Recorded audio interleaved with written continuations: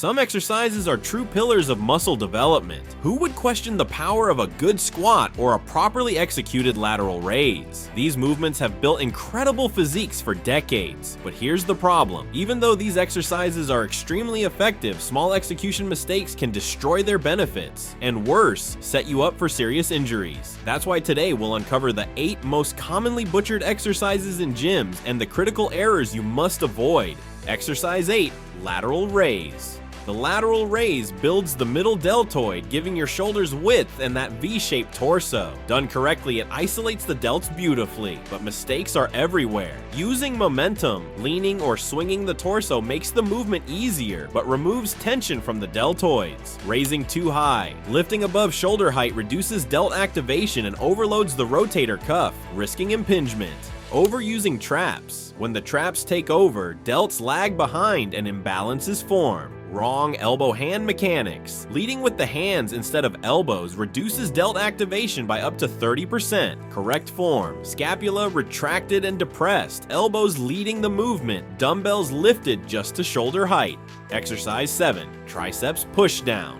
The triceps make up 2/3 of your arm size, so pushdowns are crucial, yet most people ruin them by moving the elbows. They should stay pinned to your sides like hinges. Swinging the torso, momentum shifts work away from the triceps and stresses the spine. Poor grip, too wide or narrow, causes uneven activation. Incomplete extension. Without fully straightening the arms and squeezing, you lose the peak contraction. Correct form, elbows fixed, controlled movement, neutral grip, and a full lockout with a 1-second squeeze. Exercise 6, row. Rows target the lats, traps, rhomboids, and bicep, but many mistakes kill their effectiveness. Leaning back, using body weight momentum stresses the lower back. Swinging the trunk turns it into a dangerous pendulum movement. Pulling with arms instead of back. This makes it more of a biceps curl. Correct form. Think of your arms as hooks and pull with your elbows.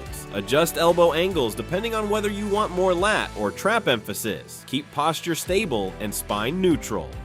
Exercise 5, squat, called the king of exercises. Squats train quads, glutes, hamstrings, and the core, but it's also one of the most misperformed. Rounding the back leads to dangerous spinal stress. Knees too far forward creates excessive joint pressure. Shallow depth cuts off glute and hamstring activation, causing imbalances. Weight on toes shifts balance and limits power. Correct form, descend until hips go below knee line. Maintain a neutral spine, push through midfoot and heels. Exercise 4, front lat pull down.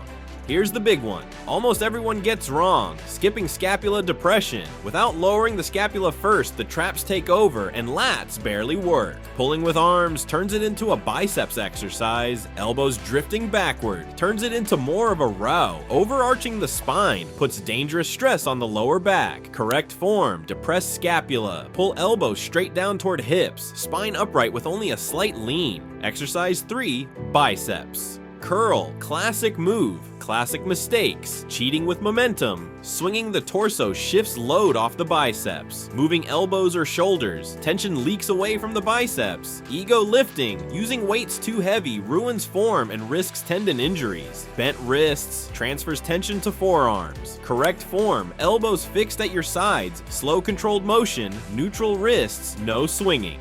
Exercise 2, standing calf.